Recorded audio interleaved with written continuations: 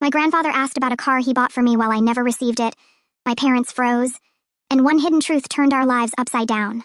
My name is Jake. I'm 23 years old, and for as long as I can remember, I've always been the son that nobody wanted around. It's not one of those dramatic stories of abandonment or domestic violence. It's worse. It's the story of a family that simply decided I didn't matter enough. My parents, Sarah and Robert, were always very clear about who the favorite was.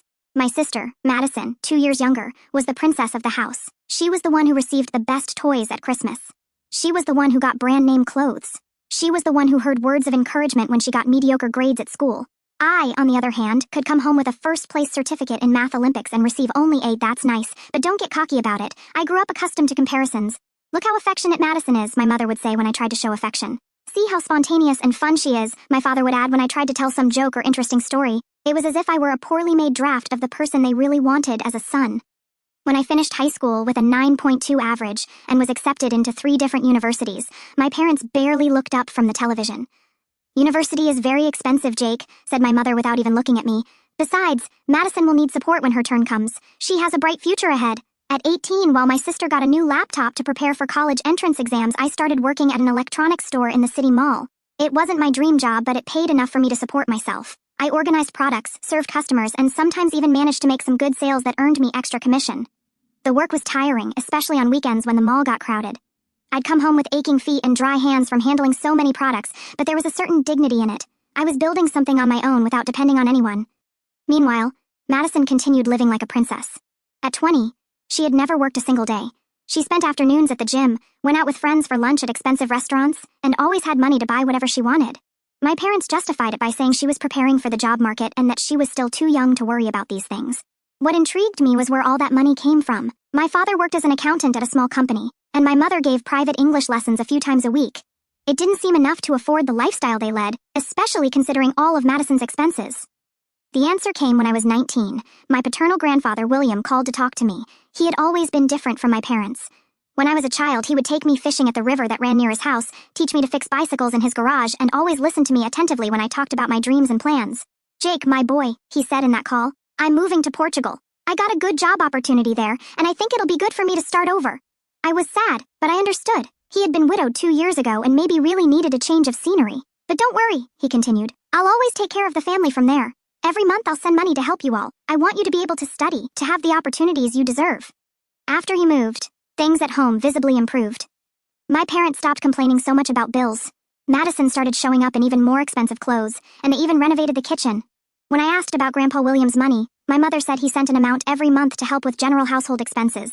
I didn't question much. After all, I had my job and could manage on my own, but sometimes I wondered if part of that money shouldn't be directed toward me since Grandpa had specifically mentioned my studies.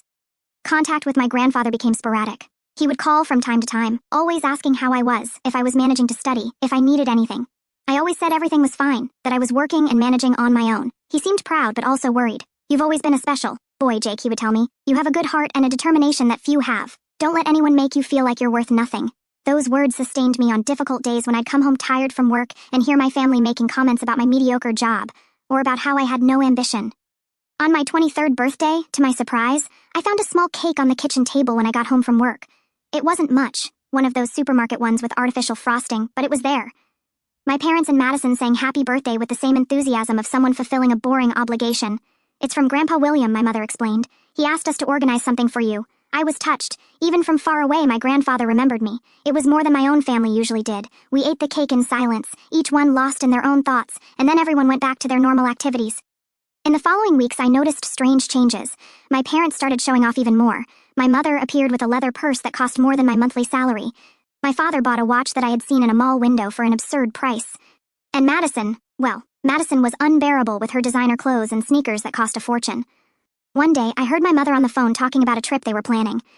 "It'll be just the 3 of us," she was saying. "A little getaway to relax at the beach. Everything's already booked. When I found out about the trip, I wasn't invited. There's no room for 4 people in the room," my father explained. "And you have to work anyway, right?" They spent an entire week at a 5-star resort, posting photos on Instagram of expensive meals, colorful drinks, and moments of happy family. I stayed home working my normal shifts, wondering where all the extra money was coming from. Could it be that Grandpa William was sending more money? Maybe he had gotten a better job in Portugal or received some inheritance. I tried not to think much about it, but curiosity was eating at me. The year passed slowly. My routine continued the same: work, home, work, home. Sometimes I'd go out with some colleagues for a beer, but in general, my social life was limited. I didn't have money for the expensive activities my family did, and I kind of got used to the loneliness. Madison continued without working, living her princess life. My parents continued treating me like I was a burden on the family, and I continued trying to prove I was worth something, even though nobody seemed to notice. When my 24th birthday was approaching, I wasn't expecting anything special. Maybe another cheap cake, maybe not even that. But then 3 days before the date, my phone rang. "Jake, my boy, how are you?" It was Grandpa William's warm voice, which I hadn't heard in months. "Grandpa, what a surprise! I'm well, working hard. Great. Listen, I have news for you. I'm returning to Brazil next week. I want to be there for your birthday." My heart raced. I hadn't seen my grandfather in 3 years, and now he was coming back especially for me. "We'll have dinner at the best restaurant in town," he continued. "Invite your parents and Madison. It'll be a family celebration." I hung up the phone with a smile that hadn't appeared on my face in a long time. Finally, someone who really cared about me would be here. I could barely wait to see Grandpa William again. When I told my family about the visit, the reaction was strange. My parents exchanged nervous glances, and Madison was quieter than usual. "That's good," said my mother, but her voice sounded forced. "It'll be good to see Grandpa William again." I didn't understand why they seemed so uncomfortable. After all, it was Grandpa William who was funding their lifestyle. Shouldn't they be anxious to see him? But I didn't think much about it. I was too busy imagining what it would be like to reunite with the only person who had always believed in me. The day finally arrived. My grandfather William showed up at the front door in the middle of the afternoon with that wide smile I remembered from my childhood. He was thinner, his hair grayer, but he had the same contagious energy as always. "My boy," he said, wrapping me in a tight hug. "How you've grown. You're a grown man." I felt an emotion I hadn't experienced in years. Here was someone who was genuinely happy to see me, who hugged me like I was the most important person in the world. My parents greeted Grandpa William with forced smiles, and Madison barely looked up from her phone. "Come on, family," said my grandfather, clapping his hands. "Today is a day of celebration." I reserved a table at Terrasso Duval. My eyes widened. Terrasso Duval was the fanciest restaurant in town, the kind of place where dishes cost more than I earned in a day of work. During the trip to the restaurant, my grandfather wouldn't stop asking me questions. He wanted to know how work was going, if I was happy, what plans I had for the future. It was the first time in years that someone showed genuine interest in my life. "I'm very proud of you, Jake," he said, putting his hand on my shoulder. "Working hard since you were 18, supporting yourself.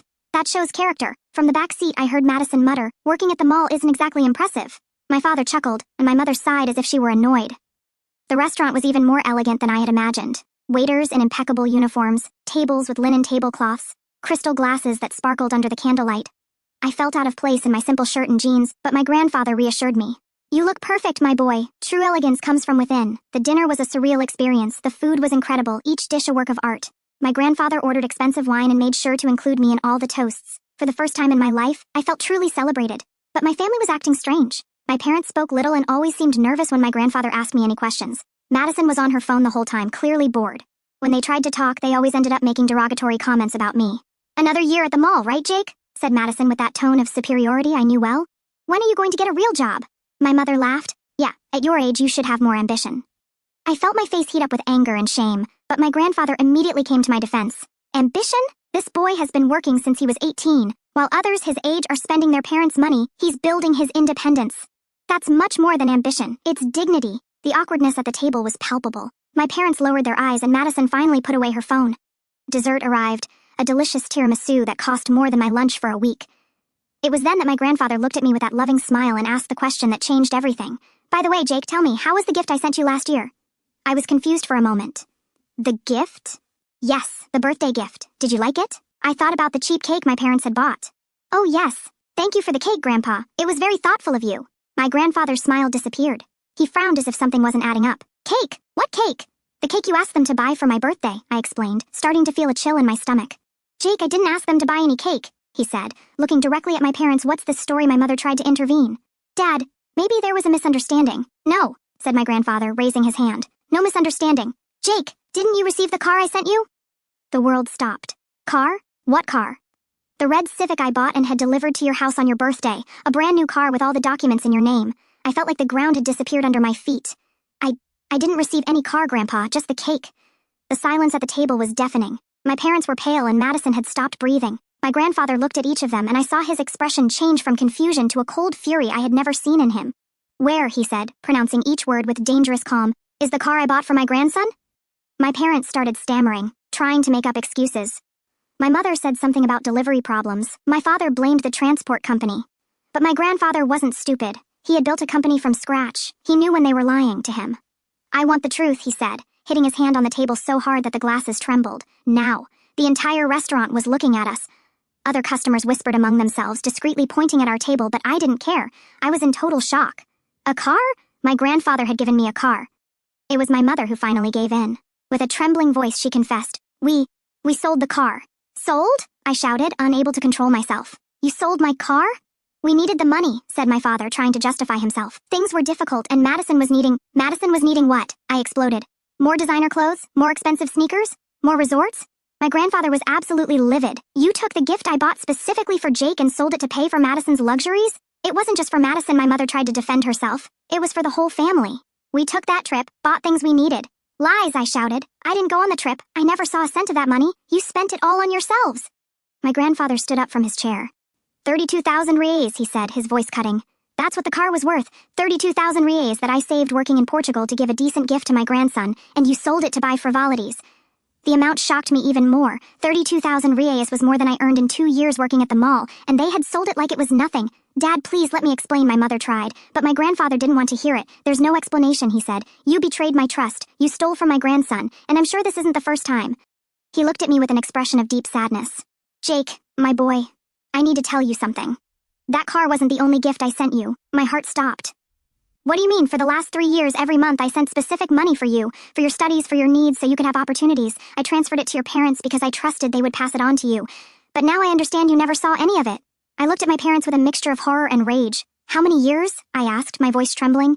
3 years, my grandfather replied. 600 reais a month plus household expenses. Money that was rightfully yours. I did the math quickly. 600 reais a month for 3 years. More than 20,000 reais. Added to the 32,000 from the car, they had stolen more than 50,000 reais from me. You're thieves, I said with a coldness that surprised me. Thieves from your own family. Madison finally found her voice. Jake, don't be dramatic. That money helped the whole family. It helped you. Helped me? I corrected. It helped pay for your clothes, your sneakers, your outings. I never saw a cent. I worked like a slave while you lived like royalty with money that was mine. My grandfather put his hand on my shoulder. Jake, you're not staying one more day in that house. Come with me to Portugal. There you'll have the opportunities you deserve. I didn't think twice. When? Now. Today. Let's get your things and go to the airport. My parents panicked. Dad, you can't be serious, said my mother. He's our son. Son? My grandfather laughed bitterly. You treated this boy like a stranger his whole life. You humiliated him, robbed him, despised him, and now you want to talk about being a son? He turned to me. The decision is yours, Jake. You can stay here and continue being treated like garbage, or you can come with me and have the life you always deserved. I looked at my family. My parents were desperate, but not out of love. They were afraid of losing the money my grandfather sent. Madison seemed in shock, finally understanding that her princess life might be coming to an end. I'm going, I said, standing up from the table. I have nothing left here. My grandfather smiled for the first time since the truth had been revealed. Then let's go, my boy. Your new life starts now. When we left the restaurant, leaving my family at the table with the bill to pay, I felt a relief I hadn't experienced in years. Finally, someone had seen the truth. Finally, I had a chance to be valued. Grandpa, I said as we walked to the car, thank you for believing in me. I always believed, he replied, and now you're going to see what it's like to have a real family. The trip to Portugal was like a dream. My grandfather had bought first-class tickets, and for the first time in my life I felt truly cared for. During the flight, he told me about the new life that awaited me. I have a consulting company in Lisbon, he explained. I started small, but it's grown a lot in recent years. You're going to work with me, learn the business. You have a talent for this. You always did. When we arrived in Lisbon, I was impressed by his house. It was a mansion in an upscale neighborhood with impeccable gardens and a stunning view of the city. But what caught my attention most was the garage. Choose one, he said, pointing to a row of sports cars. The one that was yours is no longer there, but any of these can be yours. There was a metallic blue BMW, a gleaming black Audi, and in the corner, a red Porsche that left me breathless. That one, I said, pointing to the Porsche. Good choice, my grandfather laughed. You have good taste. In the first days, I still couldn't believe the change. I had a room bigger than my parents' living room, a closet full of clothes my grandfather had ordered, and most importantly, I had respect. My grandfather consulted me about company decisions, valued my opinions, treated me as an equal. The work at the consulting firm was challenging but rewarding. I dealt with important clients, made complex analyses, and felt that I was finally using my potential. My salary was 10 times higher than what I earned at the mall. And for the first time in my life, I had money to do whatever I wanted. But the most important thing was the sense of belonging. My grandfather introduced me to friends as my grandson, the future of the company. He was proud of me, and that made all the difference. During the first months, my phone rang constantly. They were calls from Brazil, from my parents and Madison. I ignored them all. I had nothing to talk about with them. They had robbed me, humiliated me, treated me like trash for years. Now that they no longer had my grandfather's money, they wanted to talk. My grandfather told me he had cut off all financial support the day after our departure. They made their bed, he said. Now let them sleep in it. 6 months later, curiosity finally won. One night, after a particularly good day at work, I decided to answer one of the calls. It was my mother. Jake, thank God. Are you okay? We were worried. I almost laughed. Worried? What do you want? We want to talk, son. You're our family. We miss you here.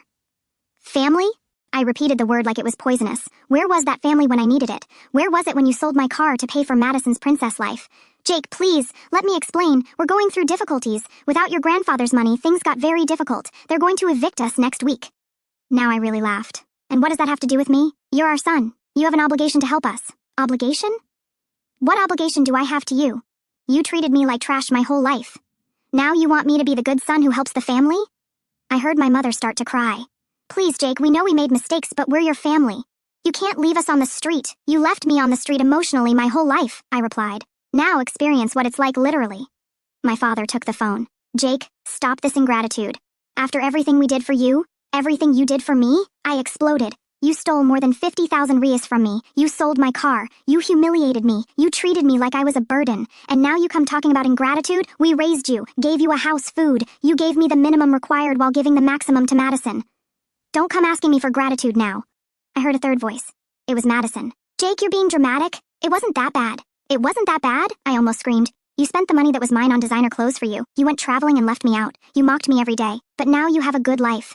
You don't need to be resentful. I have a good life to spite you, not because of you. And you know what else? I'm happy knowing you're in misery. Finally, you're paying for what you did. My mother came back to the phone, sobbing. Please, Jake, we're your family. You can't abandon us like this. You abandoned me first, I replied. The difference is that now I have a choice, and I choose to have nothing to do with you. But we're your parents. Real parents don't do what you did. Real parents don't steal from their children. Real parents don't humiliate their children to elevate others. There was a long silence. Then my mother said, what if we ask for forgiveness? Forgiveness doesn't bring back the years of humiliation. Forgiveness doesn't bring back the money you stole. Forgiveness doesn't erase the pain you caused. So, you're going to leave us on the street? I'm not the one leaving you on the street. It was your choices that led you to this. You could have used Grandpa's money responsibly. You could have included me in the family. You could have treated me with respect. But you chose to humiliate and steal. Now deal with the consequences. My father tried one last card. And Madison? She's not to blame for any of this. Not to blame? I laughed with contempt. She participated in every humiliation. She laughed at me, called me a failure, took advantage of every cent of the money that was mine. She's as guilty as you are, but she's your sister. Sister is someone who stands by your side, who supports you. Madison was never my sister. She was just a stranger who shared the same house. I heard Madison scream in the background. I always hated you anyway. You were always a burden on this family. Perfect, I said calmly. Finally, the truth. Thank you for confirming everything I always knew. My mother came back to the phone, desperate. Jake, please, at least give us a chance to redeem ourselves. You had 23 years of chances. You wasted them all. But now it's different. We understand our mistakes. You only understood when the money ran out. If Grandpa was still sending money, you wouldn't have even called me.